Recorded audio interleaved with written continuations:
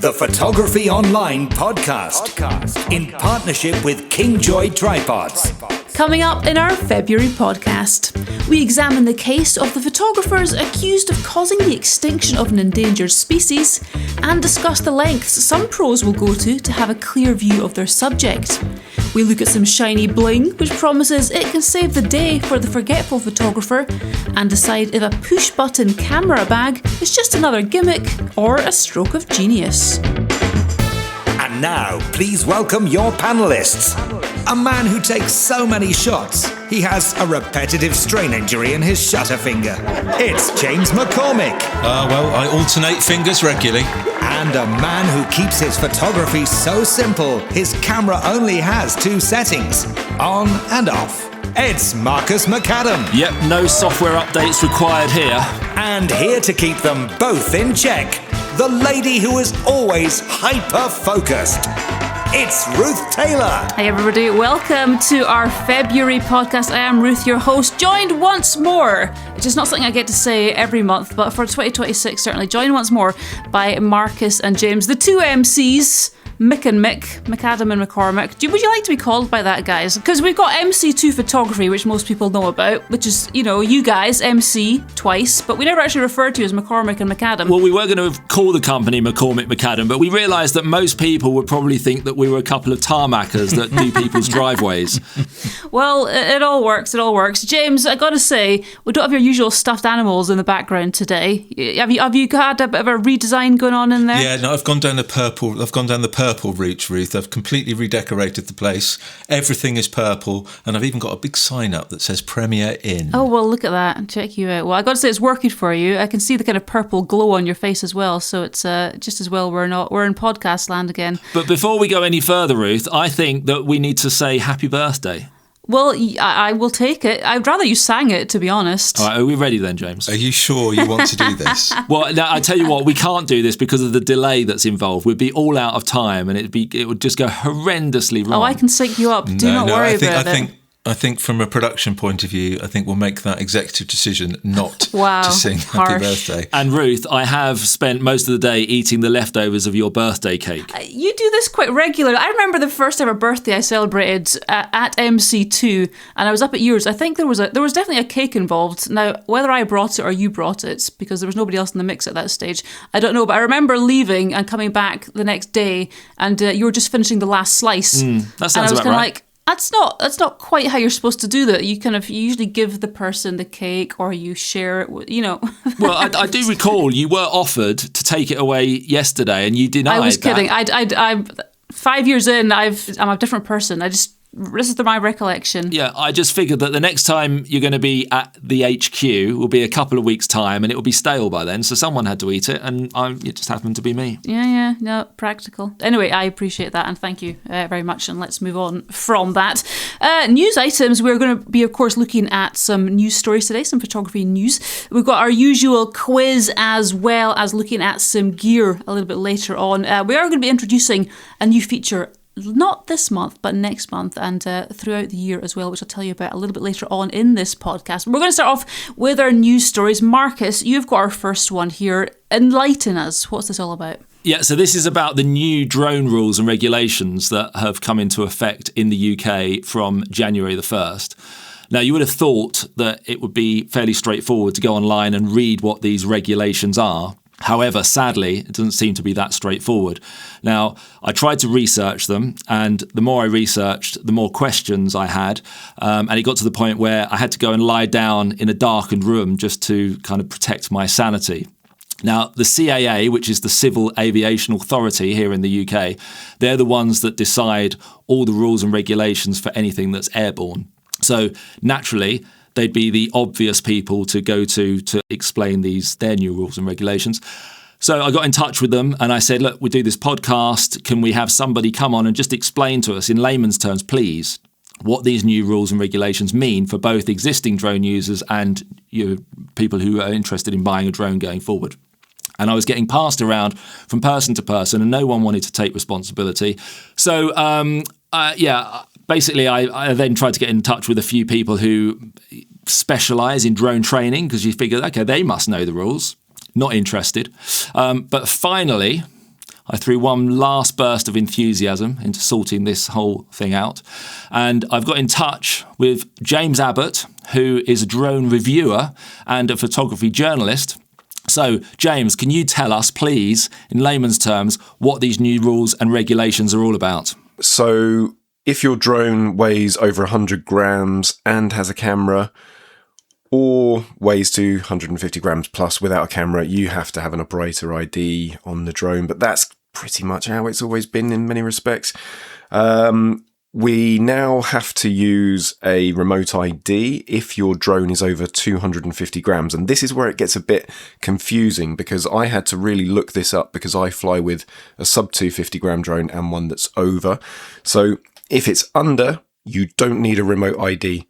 And if it's over 250 grams, if it has one of the newer UK classifications, you're going to need that remote ID right now. If you have an older drone, which the CAA calls a legacy drone, you've got another 2 years before you need to use remote ID, and you can purchase separate little units that you attach to your drone. Why they don't do it all in one go, I don't know, but that's how it is. What is really good is that if you own a drone that's up to 900 grams, so we're talking about things like the DJI Air 3 and Air 3S, you can now fly those in a very similar way to sub 250 gram drones. So that really opens things up. So what's the difference then? You said similar way. What's the difference? Well, there's not really a huge difference. You can now fly over people, but not crowds. When does a person become a crowd? Is that specified? No, it's not, unfortunately. I think we have to use a degree of common sense. If you're flying over maybe 10, 15, 20 people and they're all spaced out, that's definitely not a crowd. But if we're looking at an event of some description, and even if it's a small event, maybe, I don't know, I'm guessing here, but 50 plus people who are all tightly packed together, in my mind, that constitutes a crowd. But again, I don't know. It's difficult. Okay, so there's lots of grey areas here, but it's estimated that there are around 500,000 drone users in the UK. So these rules are going to apply to a lot of people. And one of the questions that I always get asked when we have visiting photographers from overseas coming to the UK is, can I bring my drone? Can I fly my drone on the Isle of Skye or wherever we're going? And the answer is, well, there's no air restrictions preventing you from flying a drone here. It's not like it's a national park. But if they're coming from abroad, then presumably they don't have the UK flyer ID or the operator ID. So what happens then? Well, I'm not exactly sure in terms of the UK, but I'm going to assume that it's a very similar situation to the EU. I last year had to get myself set up as a legal flyer for a trip to Ireland. And it was a very, very similar process to the CAA. I had to go online, complete a test, and then I was given a flyer or an operator ID to attach to my drone, and everything was fine.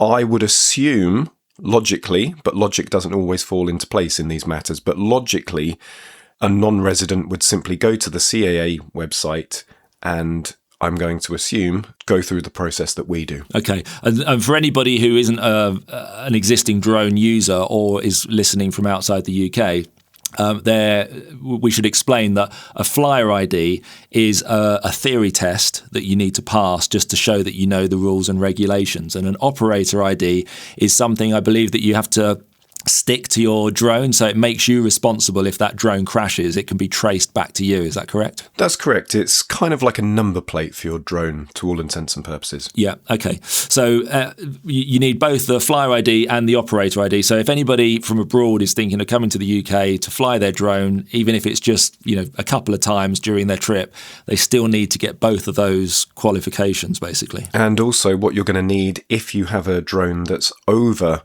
250 grams, just to be safe, I would recommend making sure that you get your remote ID when you register with the CAA so that you can input that into your drone app so that it's transmitted with your drone as you fly so that you remain safe and legal and you do not end up in a situation where you could get a fine. It's unlikely, but it's always best to be careful. All right, well, thank you very much for clarifying that, James. And I know our James on this end is quite keen to chat about drone usage in general. We are going to be talking about that next month on the podcast in one of our new features, which I think will maybe keep a little bit on the down low. Is that what they say? Is that what the kids say? Keep it on the download and I'll keep my powder dry. Anyway, that was story number 1. Let's move on to our second story for our news section. James, this is completely, I don't even want to say different end of the spectrum. There's no spectrum involved here.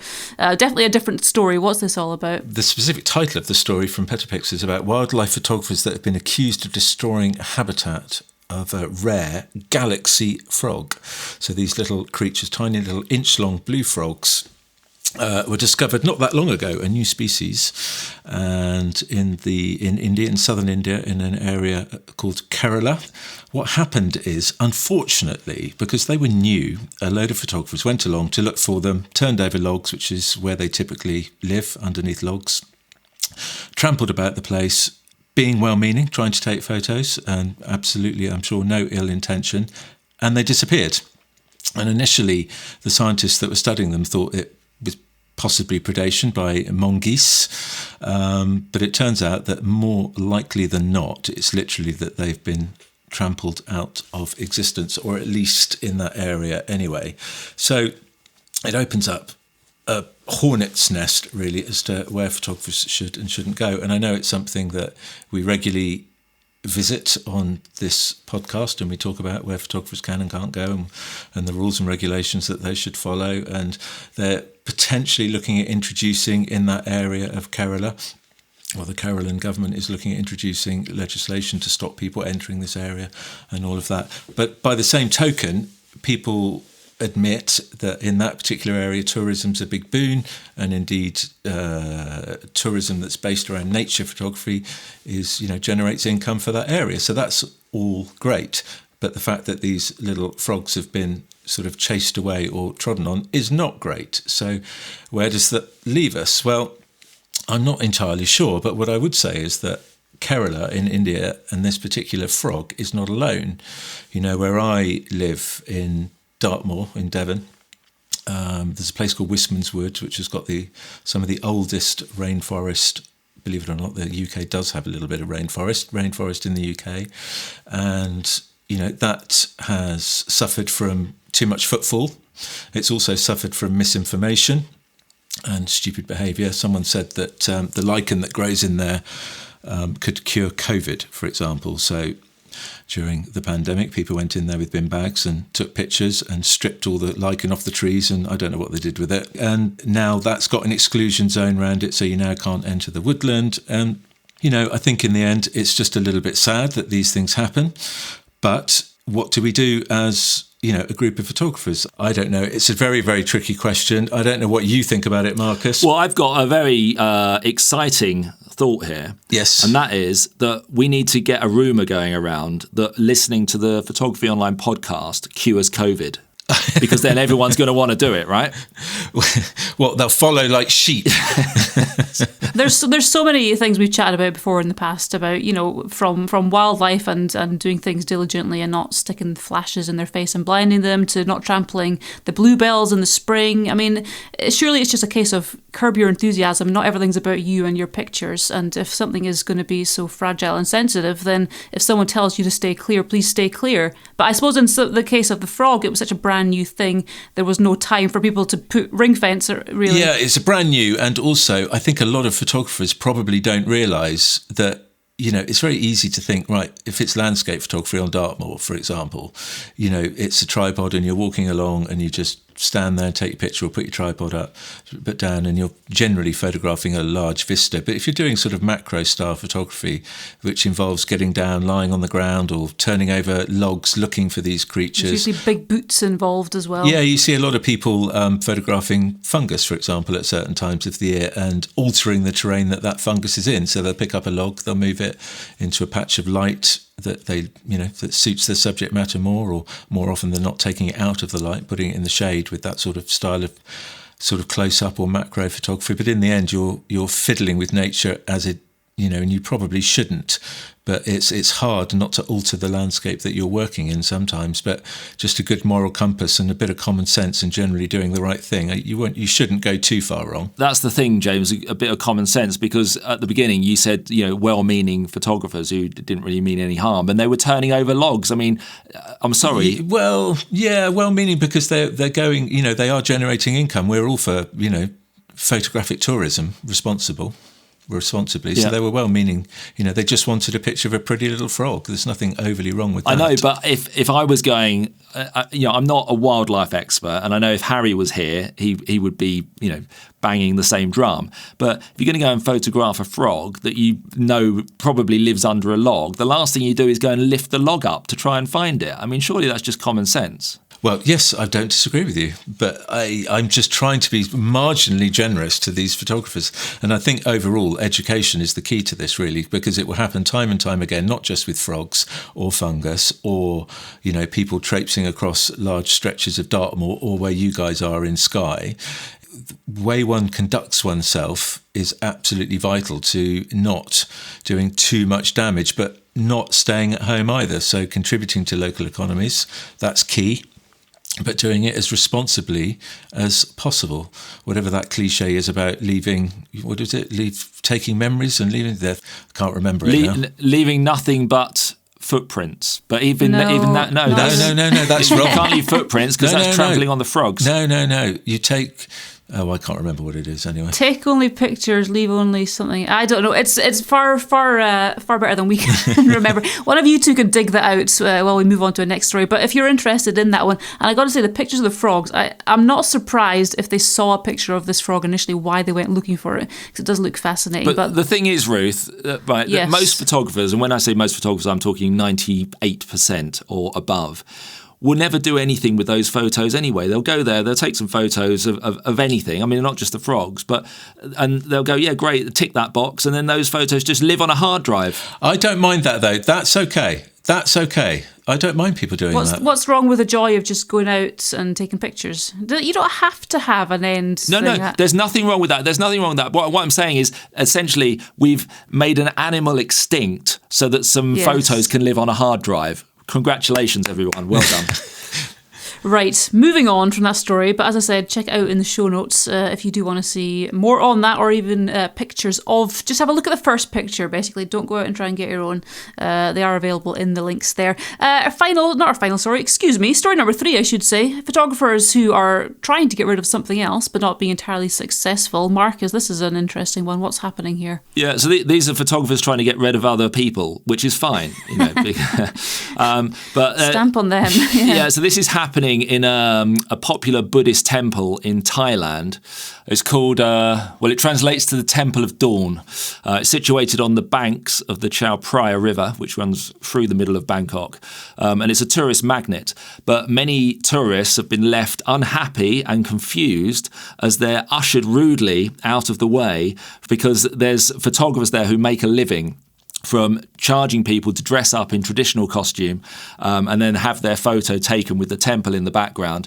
And obviously they don't want other tourists between their subject and the background. So they go around basically, with a stick, beating people out of the way. And it's not their place to do that. They don't own the land, and everybody has as much right to be there as they do. And it's got so bad that the authorities, this is according to the Bangkok Post, the authorities, which I assume mean the police, they've had to get involved to protect basically the reputation of the Thai tourist industry, which, as you can imagine, is a pretty big monster. That's basically the story. But it does lead us on to, once again, it's a few people ruining it for the masses. I've come up with some other examples here. So I remember going to Stonehenge, which is here in the UK, a long, long time ago, where you could literally just walk through a gate, wander into a field, and walk right up to the stones at dawn or dusk and take photos with the sun rising behind them. And because it became too popular and people started climbing on the stones and graffitiing on the stones That all had to be closed off. And now there's 24-hour security there. You can't get in at dawn and dusk without written, advance permission. And you can only visit, during basically opening hours, which is 9 till 5. The Callanish Stones, which you'll know very well, Ruth, because it's just on the Isle of Lewis, across the water from where we're sitting now. Although that hasn't got to the same stage yet, there's proposals to start charging a fee and put a path all the way round the stones, which will be a roped path, and that's to stop people climbing on the stones and basically everything's being eroded. All the ground around the stones is being eroded. So they're trying to stop people going there. And that, of course, that makes sense. But as soon as you put a roped pathway ringed all the way around it, there's nowhere that you can photograph it without including that in the background. And so it spoils it from a photographic point of view. Just last summer, I went to Madeira with my daughter, and it was just the two of us on holiday. And we went to the Fennell Forest, which is a very well-known photography site on Madeira. And there's there's lots of famous trees there, but there's one particular called the witch tree, which looks like a witch because all my hair's kind of blowing up. And I've got a fantastic photo of my daughter basically high-fiving this witch tree.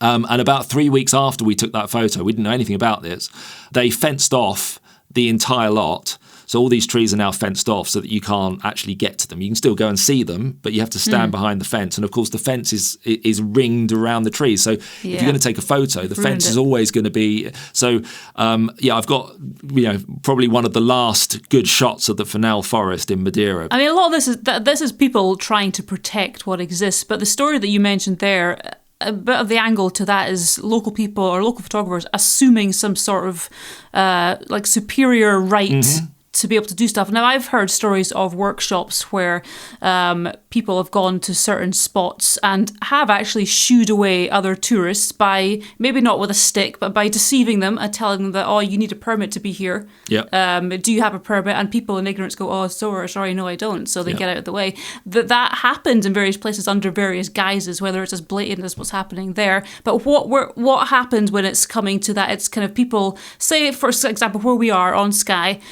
you do have a level of, this is our island, we want to be kind of first in position, but one would assume we would never go to the point of trying to tell people they should have a permit or get a stick to get them out of the way. Well, that permit story actually came from me, and I was there at the time, and it was actually quite funny. But to tell the story, we were in Northern Ireland, and we had been sitting there all set up with perfect composition. We were just waiting for the sun to set a little bit more in the sky just to get the slightly softer light.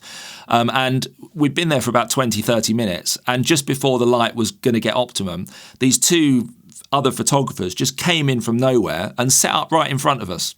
And I mean, that's just bad etiquette. Everybody should know that. And so the Irish photography leader who I was with, who I won't name, he said, let me go and sort this out. So he walked over to them and he said, can I see your permit, please? And they went, what permit? And he went, well, you need a permit to be here to photograph it. And they went, oh, we didn't know. And he said, well, I've got a permit, and showed them his phone quickly, just so they flashed it up in front of them. They're probably an email from his mum or something. And he said, look, there's my permit. We've got permission to shoot here today. If you don't have a permit, you have to get out of the way. And so they packed up and they left. But, if they'd been there before we arrived, he would never have done that. It was basically just avoiding the argument of him going over to them and saying, excuse me, we were here first. And it was just his way of solving the problem without any arguments and with as minimal confrontation as possible. And he did a really good job. And we were all laughing about it afterwards because he just made it up as he was going along. But he did it so convincingly that he even convinced me. Ruth, little bits of shenanigans like this, like Marcus has just described there, that's just bad etiquette from the other photographers. But, by the same token, you could throw it around and say, well, Marcus has been sitting there for 20, 30 minutes. It's time to let somebody else have a go. So it does work both ways. But in the end, it's just, you just have to smile about these things. There's too many of us in the honeypot locations. Go somewhere else. I'd go somewhere else. Just carry a sign around. I think this is probably a can of worms or a conversation for a more in-depth feature, which is not going to be happening on this podcast. But anyway, you can check out that story again in the show notes. The final story for this month is one that James is going to tell us all about? James, apparently we've been focusing on the wrong thing for a long time. What's all this about? So apparently, now you have to bear with me, Ruth, because this is quite hard work, basically, and it's not an area of interest I have, because it's about Instagram. So it's all about the head of Instagram. So his name is Adam Mosseri, and he shared some of his end-of-year thoughts about the state of photos on social media amid an avalanche of AI slop. Nice word. Yes, there we go. Thought that would please Marcus. Mr. Mosseri says, you probably think that his app is just a feed of square photos where the aesthetic is polished, lots of makeup and skin smoothing are applied, high contrast photography with beautiful saturated landscapes is what it's all about. He goes on to take aim at camera companies, and this is where it gets slightly confusing because he doesn't specifically say Canon, Nikon, Sony or any of the manufacturers, but he does say every year we see phone cameras boast about more megapixels and image processing. Now, you could say that phones push the boundaries of the software that's built in them more than traditional camera brands, Canon, Nikon, that kind of thing. But he's not differentiating. He's just saying he's putting them all in one basket, really. So portrait mode, in his words, is artificially blurring the background of a photograph to produce a soft glow to get that shallow depth of field. But flattering imagery is cheap. So it's cheap to produce and boring to consume. People want content that feels real. So he says that we're going to see a significant acceleration in the coming years of a more raw aesthetic. Savvy creators, content creators, are going to lean explicitly towards unproduced and unflattering images of themselves. In a world where everything can be perfected, imperfection becomes a signal. Rawness isn't just aesthetic preference anymore, he says. It's proof, it's defensive, a way of saying this is real because it's imperfect. So this is playing into your hands, Marcus, with your... 2 years ago, I wrote an article in our annual magazine called Embracing Imperfection.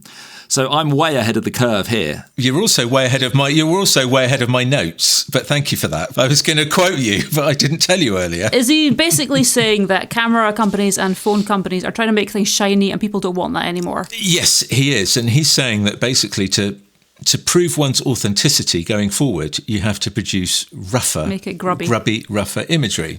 So, which is clearly going to be, as we said, very good for Marcus, very good for Harry with his out-of-focus pictures of birds. They're going to look authentic.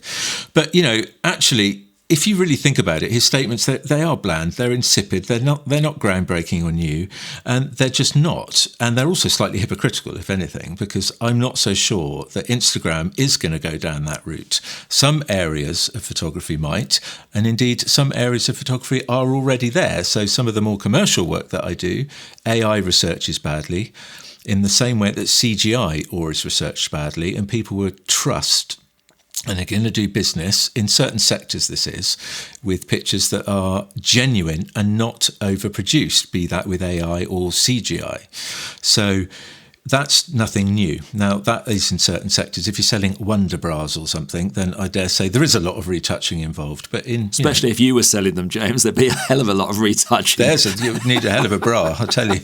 It really would have to be wonderful. So, this is nothing new. And also, if you think about it, this has been going on since the dawn of man painting on walls in caves. There is no real difference between, a picture that's highly processed, a digital picture that was taken 10 years ago or yesterday, where the clarity's flung in one direction, the saturation's flung in the other. That's not real. James, in terms of, you said the Instagram boss is calling out camera companies because they're going in the wrong direction. What is the wrong direction they're going in? Is it the fact that they're pushing AI? They're pushing AI, and he's saying, what going forward, people don't want to be seeing things that are so obviously clean and crispy. They want the rougher, and camera companies are not going for that in their new tech. They're pushing AI and stuff. Yeah, he's saying in clear terms that the software within one's cameras is producing artificial imagery that's not realistic, and he believes that Instagram is going to want to show more realistic imagery. I think I can summarise this. And I'm only going on what you've told me because I haven't researched this story, but a lot of cameras nowadays, modern cameras from the big brands, they will be able to focus stack an image automatically, do an HDR automatically, and you basically end up with this perfect image which has got no blown highlights, no block shadows, everything is in focus, but it's not real. And I think he's basically saying that's where camera manufacturers are putting their R&D into basically correcting all the imperfections that naturally exist and exist from photographers as well. Whereas he's saying that maybe we're all getting tired of the perfect image and we want reality again, but the camera manufacturers haven't noticed that yet. And do you believe that that's the direction he wants Instagram to go in? I've no idea, because I like you, James, I've never even looked at Instagram because I only hear bad things about it. I would be suspicious of that. I would be suspicious that that's the direction he wants Instagram to go in. But I can't remember who I was explaining. I think it was you, James. A few days ago, I was looking at a particular photographer's website with the intention of doing some collaboration with them because they've been recommended to me by another person. They said, "Oh yeah, take a look at this guy's photos. Yes, it's really good." And I went on his website. I'm not going to name him. I went on his website, and he's got photography from all over the world. Asia, America, Africa, Australia, New Zealand. He's even been here on the Isle of Skye. And I was quickly browsing through his portfolio, and I was so bored because they're all edited to within an inch of their life. The saturation's turned all the way up to the right, and everything is in focus. It's all been focus stacked, and there's nothing imperfect about any of them. They all looked exactly the same. It was a bit like, I think I likened it to Stock Aitken and Waterman, producing records. They all sound the same. Yeah, and I looked up his imagery, and I said it looked like Getty Images on steroids. Was exactly what I said. Yes, so, I mean it was, and I was thinking the last thing I want to do is work with this guy, because as talented as he might be, I don't admire his photography. I think it's boring, and it's one of those things. I think that those are the people that are going to suffer in 2 years' time, because he's going to look really dated, because it's not the thing anymore to have perfect imagery. Whereas me shooting on film, I'm going to be all the fashion. He's playing the long game, Marcus. Marcus is definitely playing the long game, but I think because it is quite interesting what he has to say. Because these are big, powerful CEOs, these chaps. They do have influence in the world, unfortunately, or fortunately, depending on your point of view. But, he says that AI will soon be able to recreate imperfect imagery anyway. Social media platforms are going to come under increasing pressure to identify and label AI-generated content as such. All the major platforms will do good work in identifying AI content, but they will get worse at it over time as AI gets better imitating reality. So where does this leave us? I mean, what a world, what a pickle. So in a horrible place. In a horrible place, but I think you have to find your own natural balance as to how much you want to clone things out in your images, how much you want to use your clarity, your vibrance and your saturation sliders if you shoot digitally. And in Marcus's case, how much he wants to dodge and burn. Yeah. If you want to read more on that, because it is an interesting read and he does have a few interesting things that he's talking about, links to that story and all the other ones are in the show notes.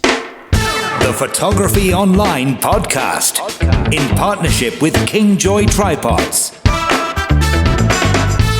Well, we are excited to have Kingjoy Tripod supporting us for the second year in a row. This year, we thought we'd inject a bit of fun into the feature, as we said, by introducing a quiz element to it. So every month, we will be playing a clip of one of the team using a Kingjoy tripod somewhere in the world. And from the clues they provide, you need to try and work out where they are. This includes you guys, James and Marcus as well. Try and work out where they are and what they're taking a photograph of. Now, last month, we discovered that Marcus was in Bolivia, but this month, we are catching up with Nick. Hey, Nick. Hey, Ruth. You join me in one of my favourite types of landscapes, mountains.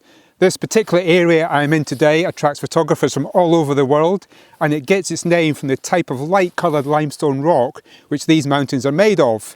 I've been here several times, and the luxury of being able to drive here from my home on the Isle of Skye means that I don't really need to worry too much about how much gear I can bring, as I just load it into the car without having any limitations on weight and size.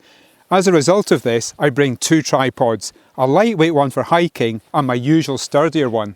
As I'm shooting from the side of the road right now, I'm using the sturdier of the two, which is the Kingjoy C86. I'm on grassy ground, so this enables the spikes on this tripod to be sunken into the soil to form a really solid base. I'm trying to wobble it with my hand right now, and it's as sturdy as a sturdy thing on a sturdy day. This tripod is used to performing in harsh Scottish Highland weather, which is about as bad as it gets, so it's having no trouble here at all. So let me quickly describe the scene in front of me, as it's a classic. In the background I have some iconic mountains which reach to 3,181 metres, which is almost 10,500 feet. In the foreground I have Europe's highest alpine meadow, which is a series of rolling hills, log cabins and spruce trees. Add a dash of evening light into the mix and even Marcus or James couldn't fail to get a decent shot from where I am right now. But the big question is, where am I? Well, do you know what? I've got to say, I mean, if Kingjoy need another strapline for themselves, as sturdy as a sturdy thing on a sturdy day. I like that, Yeah. Nick. I know where he is because I've been there myself. Okay, all right. James, any ideas? That's a no. No idea. I know that you haven't been there, James. So I know that. Therefore, I know where it is. What? There's only one place in the world that you've never been. There's one place. Yeah, no, I do. I think I've got I could have a wild stab. We'll give you the rest of the podcast to try and figure out. You guys as well. Nick will be back, of course, later on in the show to give us the answer to the question. We will be sharing as well the photograph that he's taking on our socials, so you can head over there to see if he described it accurately. And if you want to know what else is available on the Kingjoy professional lineup, do check out the Photography Online shop. If you're in the UK, that's on mc2photography.com, or head to kingjoy.com for international sales or to find out your nearest dealer. All right, well, we're going to move on to my very favourite part of the show. The Photography Online Podcast Quiz. All right, well, welcome to the Pop Quiz. That is the Photography Online podcast quiz, where I ask our panellists photography-related questions, and you guys can, of course, play along as well. The answers will be revealed at the end. Here is how it works. There will be 5 rounds, each one worth a point for the correct or closest answer. In the event of a tie, you both receive the point. The winner gets nothing. James, I've got to ask, because it's distracting me mightily, have you got mood lighting going on there? Because I swear your lights are glowing warm and cool. No. No? No. This is. I think he's just blushing. No, this is I'm getting ready for I'm blushing in my acceptance speech that's coming up when I win. No, this is just a standard Premier Inn room with its purple hue. So you can't beat the Premier Inn, the Purple Palace, for those that don't live in the UK. If you come over to the UK, it's only one place to stay. Would you not agree, Marcus? Yeah, I think if you're in the US, I'm not quite sure what you'd liken it to. I guess like The Best Western Comfort Inn or something. Yeah, something like that. Yeah, I mean, it's definitely up from the Super 8 and the Motel 6. It's way up from that. And we're not sponsored by Premier Inn at all, by the way. But Not yet. Not yet. But if Not you're yet. listening, is it Whitbread? I think it's Whitbread. Get in touch. All right, well, let's start off with the quiz. Let's go for our first round. Round 1. Photography Trivia. All right, lads, I've got my wee spreadsheet ready. Again, please take notes. James, if you've got a pencil, that knife's not going to cut it. Yeah, no pun intended. Hang on. Hold the line, caller. I've had to get a receipt. I'm using the back of a receipt. Look, there's the receipt, and I'm Okay. scrolling out. Look, I've got numbers 1, 2, and 1, 2, 3, 4, Oh, there 5. Yeah, So I'm organised. I'm all ready. you're ready. Yeah. I'm ready. I've got my... I also have to find a scrap of paper somewhere. James has got probably some headed paper from the Purple Palace. I think I deserve a bonus point for being more organised. Honestly, it looks like, for those that live in the US, it looks like B&H in this hotel room at the moment. Anyway, round 1, photography trivia. Here is the question. Who was the first member of the UK royal family to be photographed? Ooh. Now, don't be giving clues to each other. No, I'm not going to. So the first member of the royal family. I mean, well. First member of the UK royal family to be photographed. You see, my history isn't great. I wasn't good at history at school, so I can only go back so far anyway. So I'm just going to have to go as far back as I know. Okay. And we'll go with that. I'll give you a clue there, Marcus. It's not Queen Elizabeth. Anyway, you both got something. James, you're a bit of a royal family buff. I've gone for. Yes, I have written something with a comedy. It's a mild comedy element. We'll see. Okay, well, a serious. Hopefully you're taking this quiz seriously, James, because Of course, I'm taking it come seriously. the end of the year, all to play for. Anyway, okay, let's move on. Round 2. Multiple choice. All right, well, in this round, I'm going to ask a question which is fairly difficult, and so to help you out, there are 4 possible answers. All I need you to do is tell me which one you think is correct. Now, James might have a bit of an edge on this one, following one of the news stories that he's just done and all his research, which obviously went into it. So here's the question. What was the subject of the first photograph ever uploaded to Instagram? Is this multiple choice? Is this multiple choice? Here we go. Okay. Here are the four possibilities. A golden retriever. B, a selfie of the founder. C, a backyard sunrise. D, a friend eating a hot dog. Which one of those would she least likely make up? Yes, exactly. Did you make the others up? Listen. These are the 4 options. They could be linked to other firsts. They could be made up. You never know. I actually genuinely think I know that. Okay, right.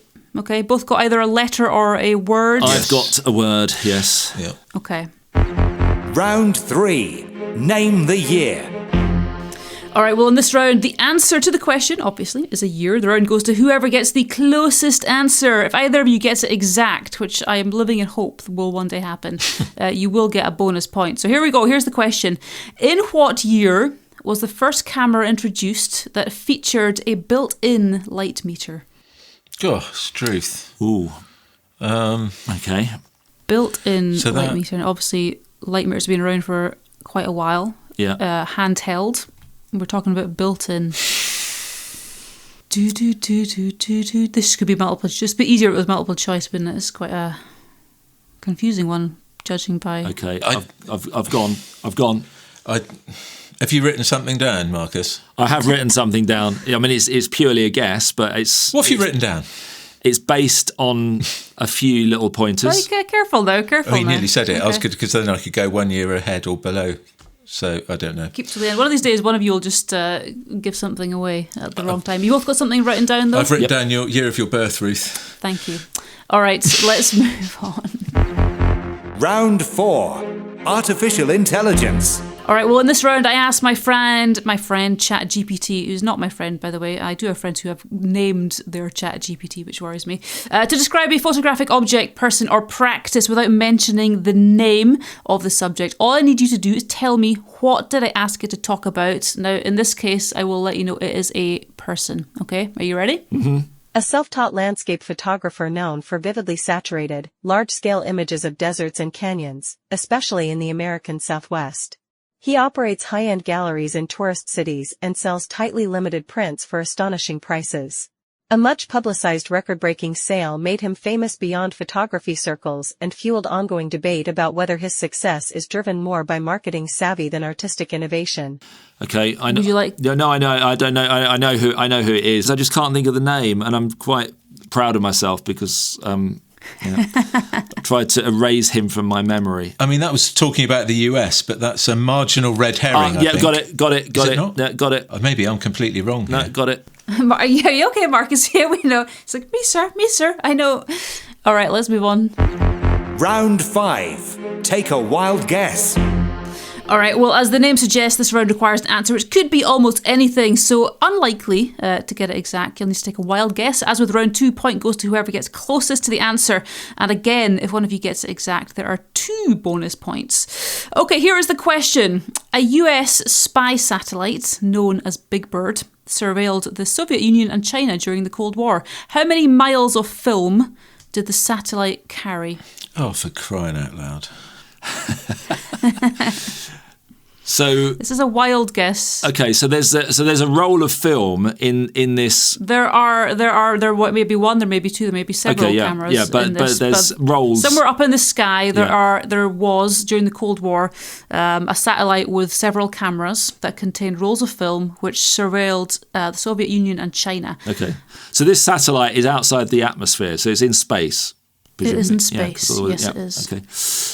All right. So how many miles? Did you say how many miles? Yeah, she said miles. I mean, I thought I would better narrow it down slightly for you in case you thought, 12 inches. Okay. Well, obviously this is really a wild guess because who's going to know that? It's a total wild guess. Exactly. It's a long way from one side of Russia to China from the other. Do you think it was one roll all the way across? All right, have you all got something? I've got something, yeah.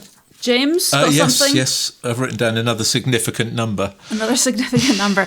All right, well, let's start at the top. Then the first round was photography trivia. I asked you who was the first member of the UK royal family to be photographed. Now, Marcus, why don't you go first? Oh, no, I don't. No, can we get James to go first? No, I knew you'd want that, so that's why I decided. Okay, well, I'm going to go Queen Victoria then. Okay. James? That was the obvious answer, but I went, and I hope it was a photograph of him rather than the object, Prince Albert. I like that he just kind of it's like somebody showing the permit briefly. Well, I can't show him the other answers, can I? Because he'll cheat. Fair enough. Okay, the answer was Prince Albert. Well done, James. But Marcus, same era. Prince Albert's obviously the husband. 1842. Just 3 years after photography was introduced to the public by a bloke called William Constable, not the painter. It was a daguerreotype, and it has actually since faded from view. There is a photograph of it just before it faded away, a photograph of the photograph. It's faded away since then, and obviously they were photographed many times after that. But yeah, William Constable was the photographer, and Prince Albert was the subject when he was in his 20s, I think, and very interested in the arts. So there we go, 1 point. For James for that one, but it was close, Marcus, close. Well, I'll freely admit, Ruth, that was a bit of a punt down the humour stretch, but also I knew... What was the humour side? You don't need to know. But anyway... You teased that earlier. You said you had some No, you don't need to know. You don't Okay, need to know. I don't want it's to know. not lady business. But I also knew Marcus would go Queen Victoria, and I didn't, so it was a bit of a gamble. Gamble paid off. Yeah. Gamble paid off, as they say. Round 2 was multiple choice. The subject of the first photograph ever uploaded to Instagram. James, you can go first on this one. I'm pretty sure it's a dog. What, the golden retriever? Yes. I've gone for a dog as well, but I've gone for the hot dog. Oh, really? Have you? Yeah. So we've both gone for dogs. Mine's hot and yours is golden. Both together sound quite tasty. Unfortunately, James got that one. Golden retriever. This is just... Yeah, I can see the picture in my mind. This is a conspiracy. I think it's quite a close-up, isn't it? I can vaguely see it in my mind. Do you know what? I actually haven't looked at it, but the identity of the dog and its owner aren't actually known. It was taken at a taco stand, so, close to a hot dog. I get a point then. In Mexico, really? July 2010. Really? In Mexico? Yeah, apparently roughly 70% of dog owners upload pictures of their pets to Instagram. Some, of course, just spam their colleagues on WhatsApp. Yes, constantly, every day. You see, I went for the Marcus, hot you dog. look confused. No, I went for the hot dog because I just thought, why would you make that one up? I was trying to be creative and kind of thing you would potentially take a photograph and use as a, I just thought there's no way she's going to make that up. For our listeners out there, there's pretty much, when Marcus takes a digital picture that's not film, not large format, not analogue, there's only 2 subject matters. One is his blinking dog and the other is his blinking food. So that's the end of that. Well, he's following the trends on Instagram. He just knows where it's at. Yeah. Okay, so round 3 was named the year. What year was the first camera introduced that featured a built-in light meter? I don't think it matters who I go for here. Who looks more eager? Marcus, what do you reckon? I've gone 1935. Oh. Okay. 1930. And, 1930, earlier. Okay, so the correct answer was, for the first time ever, 1935. Oh, come on. Marcus, go on. Look at that. Woohoo! The comeback is on. That was a bonus point. We've never had a bonus point before, so you are now drawing equal. Yep, the comeback is well and truly James on. is nervously chewing on his wooden knife there. Have you got a dump button ready? Can I say this is absolute... You absolutely cannot. All right, round 4 was artificial intelligence. Now, Marcus looked confident. James, not so much. So, James, let's go for you first. What did you think this was? Who was AI talking about? Is it Peter somebody? If it's not, I will retract my surname. Is it Peter Lick? Peter Lick, is it? Is that right? What did you have, Marcus? I have Peter Lick, yes. Yeah. Is he from Australia? He's Australian, though, isn't he? He is originally, yeah, but he lives in the US. That's what threw me slightly. That was the only thing that threw me slightly. Otherwise, yeah. Okay, so a point each. So look at this. We're dead even on this. So it's all to play for on round 5. Take a wild guess. So it's all about some ridiculous roll of miles of film. Yes, it is. Take a wild guess. Yeah, I'm not confident about this one. All right, okay, let's see how that works for you. So the US spy satellites that was surveying the Soviet Union and China during the Cold War, how many miles do we reckon of film it carried? Marcus? Well, I've gone 9. Ooh. Okay. I might have over-egged it. Well, that's why I went low, you see, because I was thinking it's probably something like a teen number, and I reckon James is going to go way over the top. Well, but now he's going to change his mind. No. I've got two numbers there. One is 43 because that's my favourite number. But 47 is the most frequently random occurring number in the world, apparently. So hang on, so you're allowed 2 answers. What's going on? No, you got to pick one. No, I'll go 43. 43 was first. Okay, well, the closest is James. It was 60. Wow. 60 miles of film. So let me give you a bit more information. So every 70mm frame captured a swathe of terrain covering 350 nautical miles. That's about 425. So the satellite would launch 4 film return capsules, and an aircraft would catch them in midair by snagging its parachute after it re-entered the atmosphere. And an interesting footnote, in 1972, the aircraft failed to catch the return bucket. It sank to the bottom of the Pacific Ocean, and a US Navy submarine had to go and get it because obviously it contained extraordinarily sensitive surveillance information. So there we go, 60 miles. I think that was split between 4 cameras. You can go online and find out more information about that. I stopped. There was so much information there. I thought I don't want to spend ages on this, but there's loads of interesting stuff. If you're a space buff, you can get supremely technical, which is what I was reading and trying to condense. But that is all up there. So there we go, 60 miles, 60 4 miles. to 3. James wins that one yeah, you're both out, so James does win that. So congratulations, James. Yeah, but have we decided whether we're keeping a running total or are we just doing... Well, I seem to recall last month you were dead against it. Now this month, because you're closer in points... Whoa, sweet child of mine. I am not pro or against it. I'm just asking a question. Well, I'll tell you what, I am actually, keeping that information, and depending on how kind I feel and how far or behind either one of you is towards the end of the year... so you're going to twist the figures in favour of... I can choose either to use the individual points or the 12. And she's not a fan of Guns N' Roses lyrics either. So you get penalised a point for that. Well, if you guys would prefer me doing it by points... It's up to you. You're the quiz master. I just don't want to embarrass one of you too much. Just do it on looks, Ruth. Do it on looks. Okay, I've won then. Anyway, all right, 4 to 3. Congratulations, James, on that. And let us know how you guys got on if you were playing. Do feel free to get in touch, podcast@mc2photography.com. And let us know as well if you've got any ideas for any questions for any of the rounds. Please do send them in to that email address. And thank you again. Someone sent in, I think one of these... potentially was sent in by Nigel. I think it might have been the Queen Victoria one. No, in fact, I'll tell you what, not to embarrass you, Nigel did send that question in and told me it was Queen Victoria, but when I researched, because, I'm thorough, I need to check my sources, that wasn't actually true.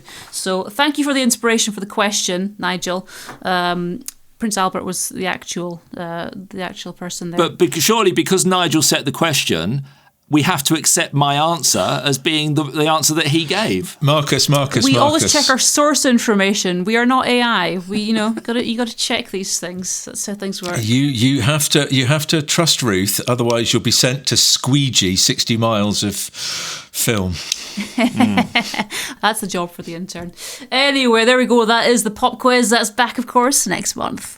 Listeners from an unlikely location. All right, well, for the past couple of years, we have been giving a shout out to anyone who pops up from a location which surprises us, but thought it was about time to give some other locations a mention. So just a couple this month. We've got a lot of listeners from Canada and Australia. Now, normally I would do it in the native language, which is English. I'm not entirely sure whether I should be saying g'day, or is this kind of slightly patronising to the Aussies? Oh, don't worry about the Australians, Ruth. Don't worry about the Australians. Okay, we're not going to get into cricket, so don't go onto that side of things. Canada and Australia, though, lots of people listening over there, so hi to you guys. Marcus, James, I don't know if I should even ask this. Marcus has been in every country in the world, it seems. James, ever been to Canada or Australia? I've been to Australia lots and lots of times. I have not Really? been to Canada. I do have a recommendation for anybody who wants to go to Australia and see it. Okay. Yes. Because I have circumnavigated Australia as much as you can anyway. It's easy to go up the east coast and down the west coast and along the south coast, but the north When coast... you say circumnavigated, are you talking in a vehicle or a boat? In a vehicle. Right. So it's easy to do the east, west and south coast because you can pretty much hug the coast, but the north is particularly difficult. So you can't actually drive round the whole of Australia. You have to cut a few corners along the north there. But it's a big place, very, very big place. However, if you go to Tasmania, which is much smaller, you get all the landscapes there, all the different types of landscapes, with the exception of one, which is a desert. I don't think they have any deserts there, but they've got the rainforest, they've got the mountains, they've got the beautiful beaches, they've got the coral reefs. So if you've got limited time, you want to go and see Australia, just go to Tasmania, forget the mainland. Tasmania. Yeah, go down. Australia in miniature. Down Tassie. Do get in touch though. Tell us about yourself. Always interested where and who is listening. Podcast at mc2photography.com or leave a comment on whatever platform you're listening on. And thank you for your comment on last month's podcast. Jeff got in touch, said, "Oh, how I love and look forward to these shows and the random topics that are talked about. You never fail to entertain." Well done, folks. Not entirely sure if that's a compliment or otherwise. I think it is. We'll take it as one. We'll take it as that. Barry Dench, as always, a great podcast to start off 2026. Listening whilst I edit bird photos from the Murray River in South Australia. G'day there, mate. Taken whilst on a month's holiday. Happy New Year's greetings. Sharon got in touch by email, said enjoying the January podcast, or enjoyed, entertaining as always, regarding Peak Design tripods, which we were talking about. On every photography workshop I have ever attended, the photographer sends a gear list and always specifically states not to bring a Peak Design tripod. So Marcus, you're in the majority on this one. Ahead of the curve again, so Ruth. There you go. Regarding the YouTube show, we've had a couple of YouTube videos gone out in the last month. Nicholas got in touch I said this video is next level. This was the Harrison Lewis guide, I believe. Great scenery, quality inspirational footage, well illustrated. Can't wait to see more. Brilliant, Marcus and the team. David Croucher-Jones, great video, fantastic photographs, excellent photographer's guide. Thank you and well done. And Ash got in touch. Best photography online yet. Thank you. Brilliant balance and thanks for your commitment and hard work. These were all, I think, just regarding the Harrison Lewis guide, the first video that we put out. There is, of course, a second one as well. If you haven't watched that, that went out where are we? Towards the end of January, that one went out. So do check out the Photography Online channel if you've missed anything that's gone out so far. The more there coming up, of course, as well. But Marcus, I've got to say this: you have upset someone, which unfortunately is not uncommon. There is a surprise. I know. He will one day be pulled from the comments section. Admin. Our complaints department has received a very strongly worded email from a very disgruntled viewer, and I'm not taking the mick here. I'm not joking. This is a serious email from Dennis. Dennis said, "Hello. I made a comment about enjoying the latest video. I found the reply to my comment very condescending, especially the exclamation mark at the end. I'm going to be petty and unsubscribe, block, and no longer recommend your channel." Now, Dennis was being serious. So let's look at his comment. He says, "Awesome guide and images. Wish that these type of guides were available elsewhere, especially in Ontario, Canada." Hello, Canada again. "Off the beaten path locations are always ignored and not advertised," which is a very nice comment. So, Marcus, do you want to read your comment in the way that it was intended? Okay, yeah. So I've replied, maybe an opportunity for you to produce one. Okay, right. And James, maybe you could try reading that same comment in the way that poor Dennis seems to have read it. Maybe an opportunity for you to produce one. So there we go. I think, unfortunately, Dennis took it as the second one. It was not, I'm sure, intended that way. No, I mean, he's basically saying that nobody produces a guide in my neck of the woods like this. And I'm basically saying, well, This is a great opportunity for you to go and do one. I'm trying to help the guy. And he's taken a great offence. Now, I think Ruth, there's two ways to settle this. One is a fight between Dennis and Marcus, but we won't go down that because there's enough strife in the world. We don't need any more. Although I reckon I could have him. Do you think so? Well, I haven't seen him yet. Yeah, exactly. He's a Canadian, maybe not. Yeah, exactly. He probably just fells trees with a single chop of his hand. Exactly. Probably pull a chainsaw on me. Or they've both got the wrong end of the stick. This is what happens. If you get a punctuation mark and it's taken the wrong way, it can lead to all sorts of trouble. Exclamation marks to be used wisely. Well, it was intended to just basically light bulb moment. Yeah, da-da. I get it. Yeah. And that's initially how I read it. But I can also see Dennis in hindsight going, oh, he took it that way. But anyway, he's unsubscribed and he's stopped recommending the channel, so he's not going to be listening to this, is he? Anyway, we do appreciate your feedback. Please don't be afraid to comment on things just because Marcus might reply. You can get in touch, of course, with that email that I keep giving out, podcast@mc2photography.com. Let's move on to have a wee look at some gear. It may be new. It may even be exciting. But does the world really need it? Regular listeners will be familiar with this feature. We look at some of the new photo gear releases and ask whether the world really needs them. We are keeping this for 2026 because it's been popular, but we're updating it slightly. If you listened last month, you might have noticed that we had some fancy jingles just to remember if we've liked something, disliked something, kind of on the fence about something. So if they like it, we play this noise, just so you know. This is the happy, yes, it's a hit noise. This is the one we don't like it. This is the not sure. Yeah, kind of almost there. So these are the three we're going to be doing, just to kind of help you guys along. Anyway, just before we start off with some of the gear we've got, we did a few last month. We did 4, I think, last month. And Marcus has actually got some updates on these. I'm not entirely sure what these updates are, but Marcus... No, these are not last month. They're just previous ones that we've done. Okay. But we discussed a new camera at the time called the Fuji X half frame, which was basically a digital camera with a sensor that was half the size. And they were basically trying to copy the half frame film camera, which has a point because when you make a film camera half frame, you get double the amount of shots on a roll of film. But it doesn't really translate to digital. So we poo-pooed the idea and said that this wasn't going to be a hit. And the rumours are that Fuji are now having to give them away because they've made so many and no one's buying them because they're pointless. And they're giving them away when you buy another camera. So if you buy maybe a GFX 100 or something like that, you get a free Fuji X half frame now. Oh, that's hard. That's hard. So once again, Ruth, ahead of the curve. Okay, right. What about the tiny camera? Yeah, we looked at the Kodak Charmerer, I think it's called. Which Harry bought himself. Yes, he did. Harry was talking about this and basically saying, this is the next big thing. And since then, I've heard nothing but people talking about how great they are.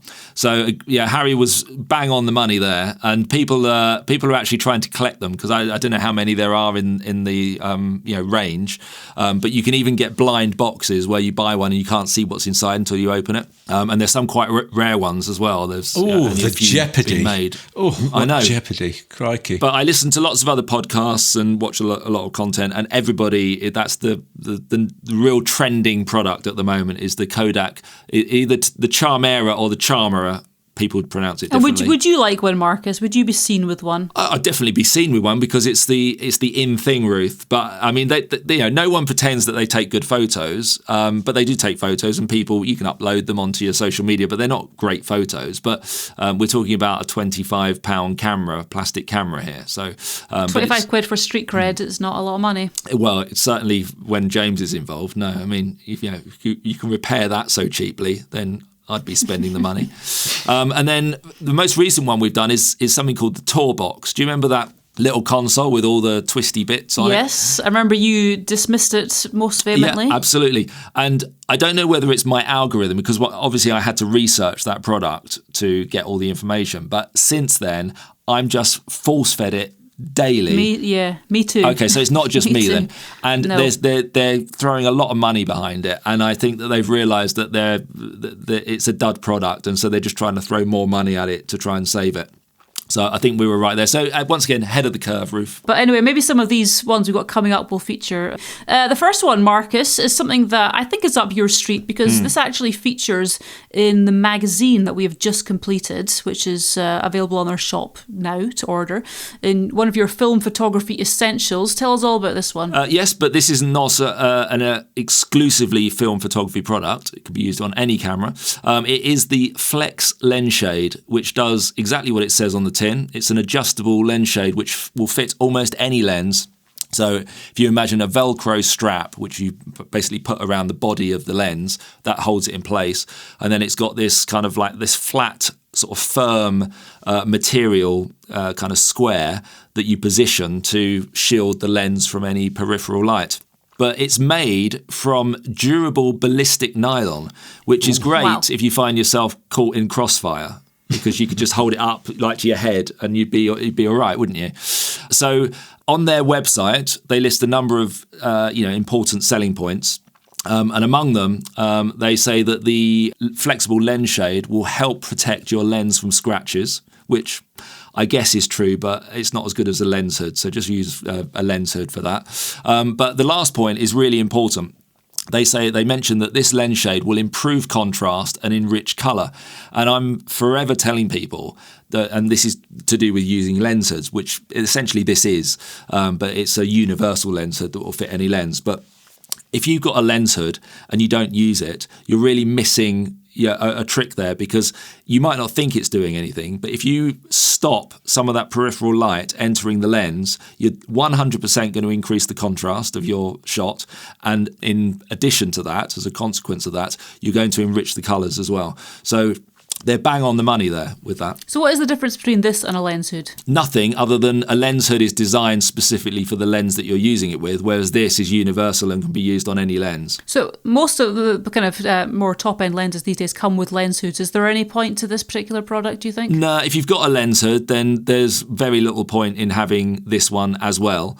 But lots of people lose lens hoods, or I think, James, were you not saying that you recently bought a very expensive Canon lens which didn't come with a lens hood? Yeah, I bought a couple of lenses recently, Canon lenses that don't come with lens hoods, so you then have to go and buy them. That's outrageous. It is, yeah. Wow. Do you know what I did? I sent Marcus an angry WhatsApp. Yes, a very, very angrily worded WhatsApp. And then I wrote to the Times and the Telegraph. Canon should go and stand in the corner and look ashamed. It's like restaurants now who are trying to make you order the vegetables separately. It's like it used to be come on one plate. Now they're like, carrots as an extra £6. Yeah. You just have the meat in the middle of the plate. That's shocking. Yeah, no. Considering what you pay for a lens.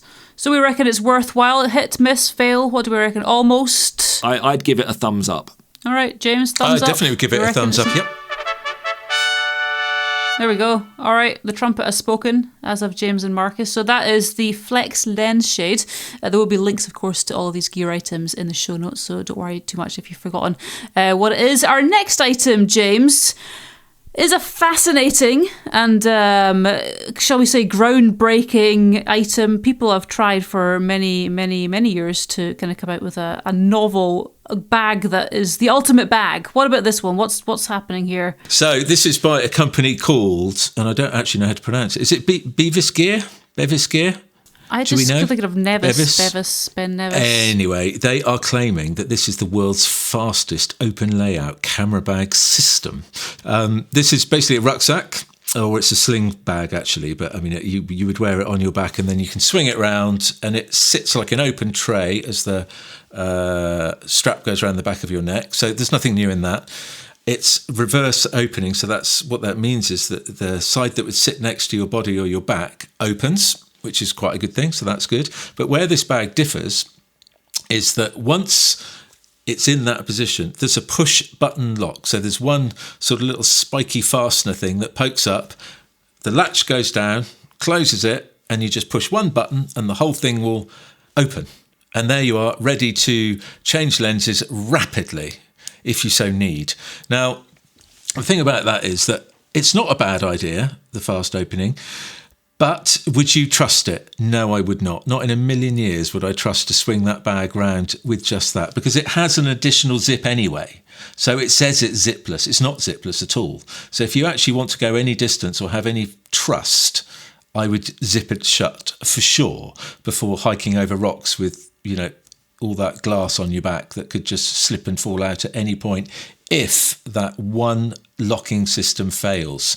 However, having initially thought that this is a lot of nonsense, I think that it's actually not such a bad thing after all. So I've come round to it a little bit, but it's about how you would use it. Now, they're advertising it as it's a super fast system. I would think it's the actual mechanism to open and shut, that safety, that one push button thing, that's a safety mechanism, and that's the bit I like about the bag, because there has been a number of times, and I always tell people that I work with or people on workshops or whatever, when you put your bag down, zip it up, because otherwise you'll come along and pick your bag up and everything falls out. We've all seen it a number of times. This would pretty much stop that from happening.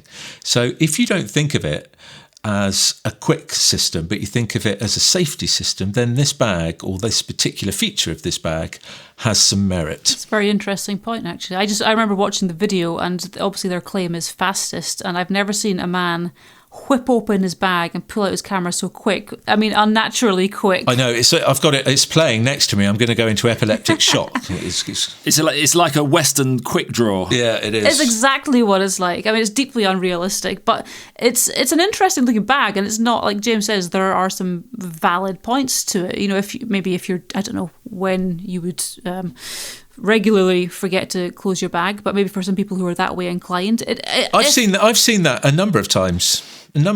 People put their bag down on workshops, whatever. They get the gear out, go to pick the bag up, so the flap shut, as it were. The flap is down, so you need to make sure you've pushed it anyway. But I think it probably works quite well, that push button. It looks to in the video anyway. I can tell quite an amusing story based on this subject. And this was quite a few years ago, just shortly after I'd moved to the Isle of Skye, so let's say 12, 15 years ago. And I had a low pro camera bag at the time, and the zip on it was, when zips go and you kind of do it up, and then some of the teeth don't lock, and then if they're under pressure, they will just unzip itself. And I had my bag on my back, and I'm walking across quite boggy ground, and as I'm walking along, I'm thinking, this camera bag, it doesn't feel as heavy as it normally does. This is great, And I carried on walking. I got to my location, and all my camera gear was basically half a mile strewn across this moorland.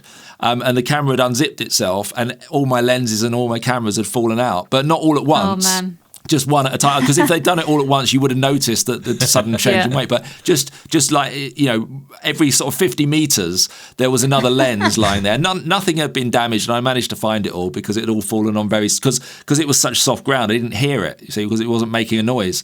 So I got everything back, but it was just quite amusing that I got to my location and took my bag off, and it was just virtually empty. I think there was a filter pouch or something and some batteries in it.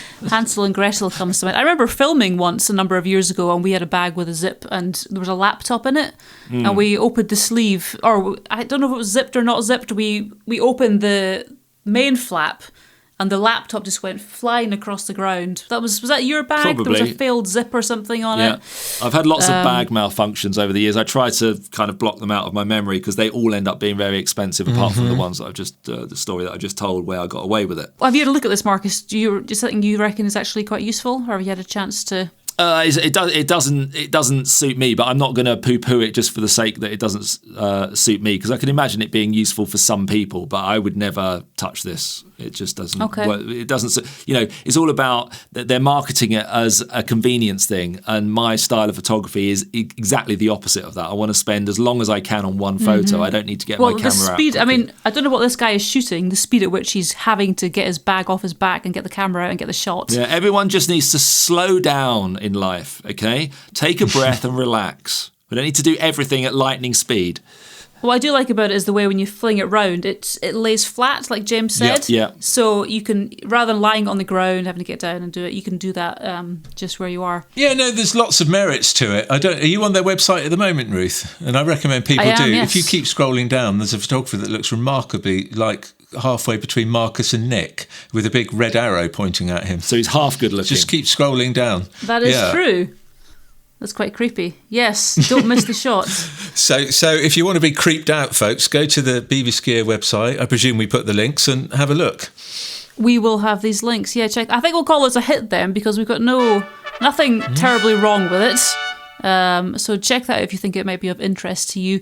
Our next item is something that has been trending, I think it's fair to say, certainly on the kind of the photography news websites over the last 3 or 4 weeks.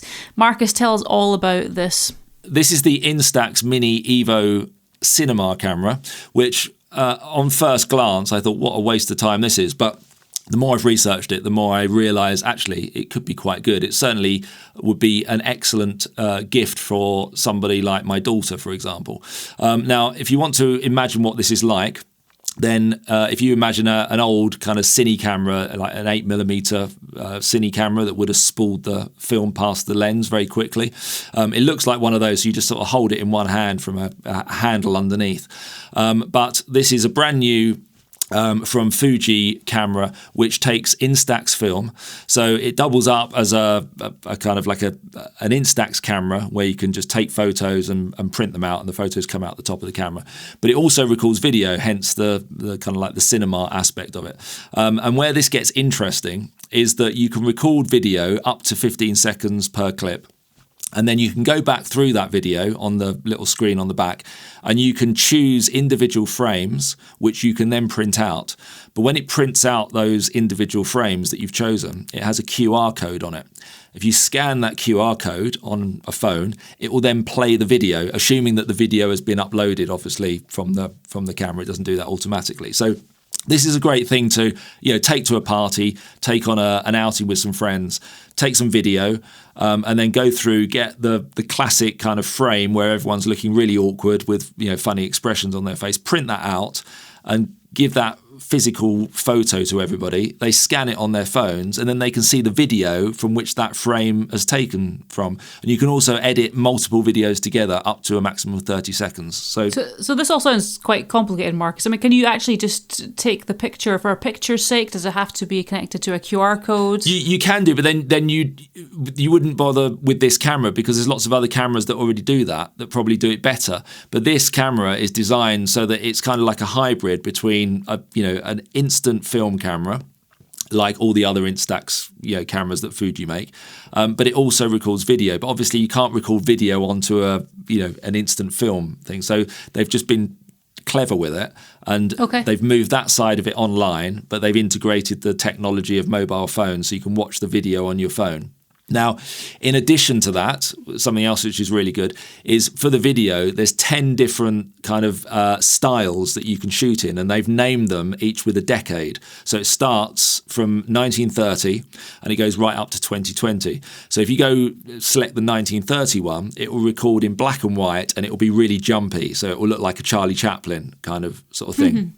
And then you can go through the decades and it will change it. So I mean, I haven't looked at them, but I'm guessing that the 1960s would be sort of very faded, sort of, pastel-y colours. See, I can guess this up to like the 1990s, but I'm curious what the last 3 decades are like. Yeah, I don't know. But you can also then feather these in. So if you like the effect but think I don't want it quite that much, you can kind of dial it down to 50% or something.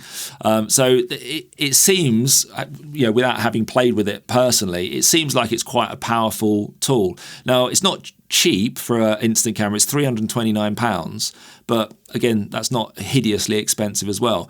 But I think this is really novel and it's certainly innovative. It's available it came out a few days ago, January the 30th in Japan, and it will be rolled out into other regions over the coming weeks. So you can pre-order this in whichever country you're in now. So a couple of other things that it has, which I think are useful. It's got a continuous LED light on the front of it. So when you're shooting video in low light or even in the dark, you've got a light on the front. It's not very powerful, so you have to make sure that what you're videoing is quite close. But it does have that. And it also has a selfie mirror on the front, Ruth, so perfect for you, because you could turn it round and you can photograph yourself and you can look at yourself to see the composition. I mean, James would probably request a mirrorless option. I've got one of the old, one of the first Instax ones I got as a present a while ago, and the selfie mirror is literally 1 centimetre by 0.5 centimetre, and it's like a convex mirror. It's not something that you can see from a distance. It looks similar to what's on here, actually, so probably not much used, I'd imagine. No, I mean it's a gimmick really, rather than a powerful tool. If you're going to have a selfie mirror, you need to make sure you get your convex and your concave the right way around, just for keep one's self-esteem going. Yeah, no, absolutely. But, I think this is great for what it is. It's not designed for, serious photography. We know that. There is one flaw, Marcus, I have to point this out for you particularly, and that is you said it's great at dinner parties or with friends. You never have a dinner party and you don't have any friends. That's not actually true. When Ruth was round at my house last, she caught me polishing the silverware. This is not even a lie. It was worrying. He had people over. He had two separate groups of people. And I was like, what has happened? He's become socialised. Yeah. She walked in and she said, what are you doing? And I said, I'm polishing the silverware because I've got guests. I know. It's so funny because your partner actually sent me a message that day saying, there are so many people, I don't know what to do. Not used to it. It's a whole new Social world. interaction. It's all good. But this is actually, I didn't realise this wasn't out yet because it's been lauded for so long. Sure. There's lots of people on YouTube and stuff like that. Well, it is out in Japan now, but only by a few days. So okay. So it's all the preview people. Yeah, if you want to get it here in the UK, it's all pre-orders only, and it doesn't say how long that's going to be. But I would imagine it's just a matter of weeks. Okay, excellent. All right, well, you guys, of course, can check that out for yourself. James has got our final gear item for this month. In fact, let's give this a hit before we do this. I'm going to forget to do this. There we go. Apparently it's good. James, our final item. I think we could kind of almost tie this into the fact that this is the February podcast, Valentine's podcast, shall we say.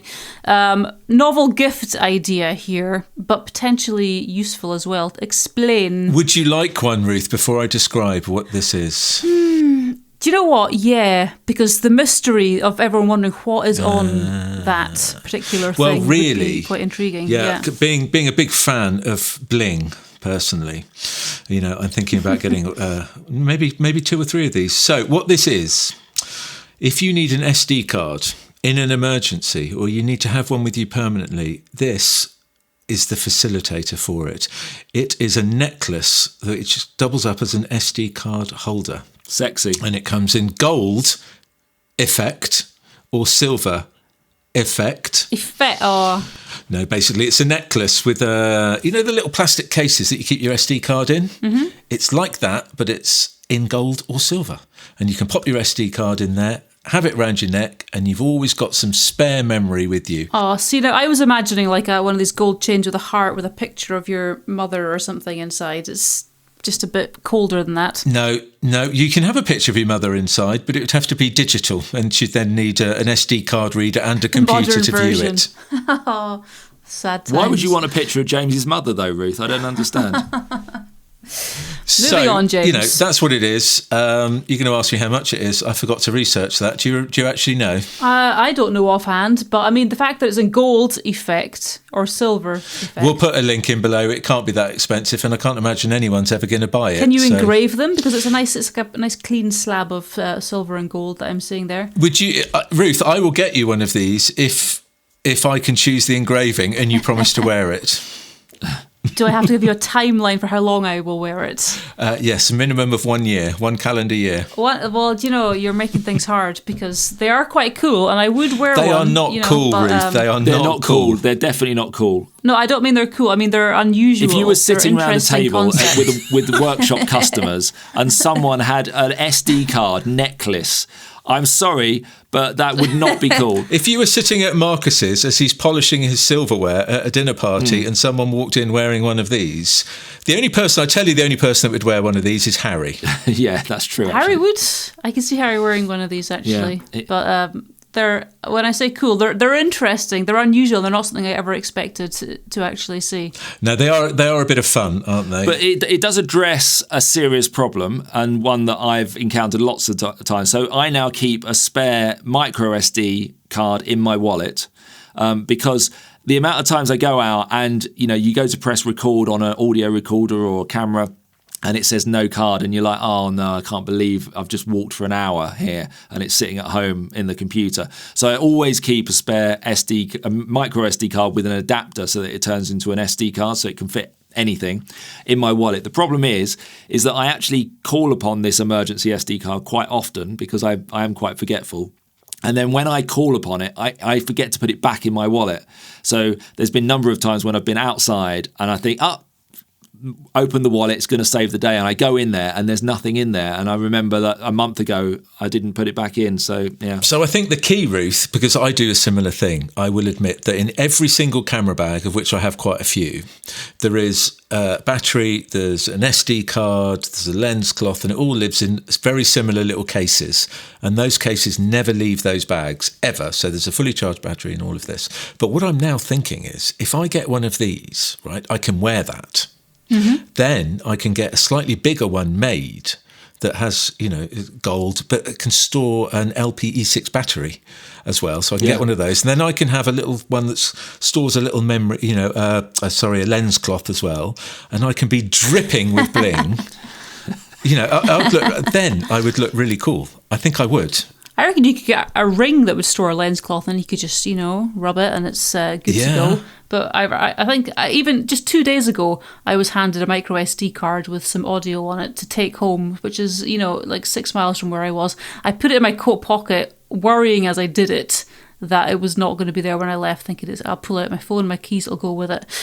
What happened? Half an hour later, I got home, having been somewhere else in the meantime, completely missing. So had I a card necklace, you can't always carry around a card holder with you if you're not intending to be around SD cards, and it just happens to happen. So yeah, James, feel free to buy me one, engrave it. I will wear it once a week. I found out it's £50. Sorry, can do. What is that? Right, surely the gold one's more expensive than the silver. I've just read that gold's at an all-time high price at the moment. It's gold effect, mind you, still, yeah. a lot of spray paint. Yeah. All right. Well, are we going to call that a hit, a failure, or almost? Because it can't be a hit. Oh, you can give it an almost because it's very amusing. All right. For some, if anybody out there has one and finds it useful, we would love to hear from you. Get in touch and tell us all about it. But anyway, there we go. That is our gear section. Does the world really need it? There are links, as we said, to all of those items in the show notes on whatever platform you're tuning in on. All right, well, it is time just to finish up the show. We are, of course, though, going to find out from Nick, who we were speaking to earlier on. He was out on location using his Kingjoy C86 tripod somewhere in the world. Now, he dropped a few clues for us to work out which country he was in, but we can now reveal the answer. So Nick, tell us where you are. Well, Ruth, the clues were that I could drive to these mountains from Scotland.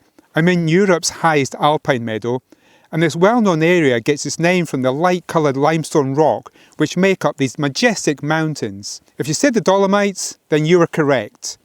If you said Alpe de Suisse, then well done, you're even more correct. Right, I'm off to get a pizza.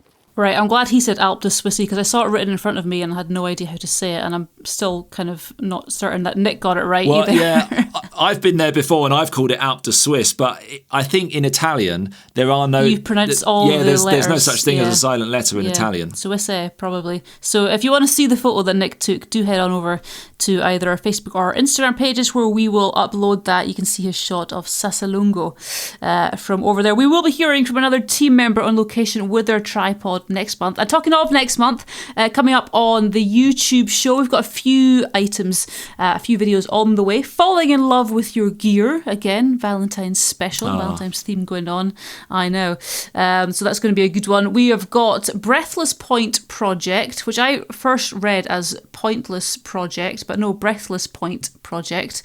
Marcus, you can explain a bit more about that one because I'm not entirely sure what that one is. Yeah, hopefully it's not pointless, but Breathless Point is an area which we've named. It's not officially called that, but there's a particular area where we take a lot of our workshop customers.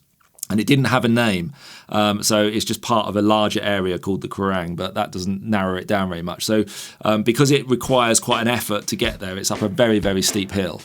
No one ever arrives with their breath, so we thought we'd name it Breathless Point. And the view is breathtaking, so it's got a double meaning, you see. So I've been making several trips there over the last few weeks to get a specific photo where the sun needs to be in the right position, and I've just been documenting my endeavours to try and get this shot, so that will be coming out soon. Alright, excellent. Also, one we mentioned on our live show recently, if you were watching that, it's the upselling challenge, all about Marcus basically starting with a certain amount of money, selling things over a period of time and trying to make some money on that basically. So that is going to be coming up over the next few weeks on Photography Online. We will will be back, of course, next month with the podcast as usual. But until then, take good care. And most of all, take good photos. You've been listening to the Photography Online podcast in partnership with Kingjoy Tripods.